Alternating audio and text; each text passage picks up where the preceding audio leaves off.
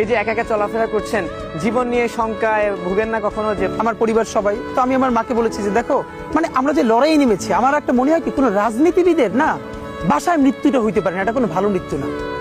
যিনি রাজনীতি করেন, যিনি লড়াই করেন, যিনি বিপ্লবী, যিনি সংগ্রামী, তার মৃত্যুটা হবে একটা সংগ্রামের মধ্য দিয়ে, একটা রাজপথে, একটা গ্লোরির মৃত্যু। আমি তো ভীষণভাবে প্রত্যাশা করি, আমি ছোটবেলা থেকে এই স্বপ্নটা দেখি, অনেক জায়গায় বলেছি যে একটা তুমুল মিছিল হচ্ছে অন্যায়ের বিরুদ্ধে, সেই মিছিলের সামনে আমি আছি, কোনো একটা বুলেট এসে আমার বুকটা হয়তো বিদ্ধ করে দিয়েছে, এবং সেই মিছিলে আমি হাসতে হাসতে আমি শহীদ হয়ে গেছি। এবং সবাই যখন মৃত্যুটাকে ভীষণ ভয় পায়, আমি তখন হাসতে হাসতে আল্লাহর কাছে ভীষণ সন্তুষ্টি নিয়ে পৌঁছতে চাই যে আমি একটা ন্যূনতম ওই জীবনটা লিড করতে পারলাম, যে আমি একটা ইনসাফের হাসি নিয়ে আমি আমার আল্লাহর কাছে পৌঁছতে চাই।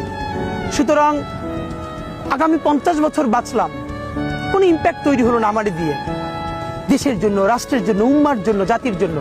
কিন্তু আমি ধরেন 5 বছর বাঁচলাম, সেটার মধ্য দিয়ে যদি আগামী 50 বছরের ইম্প্যাক্ট তৈরি হয়, তাহলে অনেকদিন বেঁচে থাকায় কি সাফল্যের বলেন?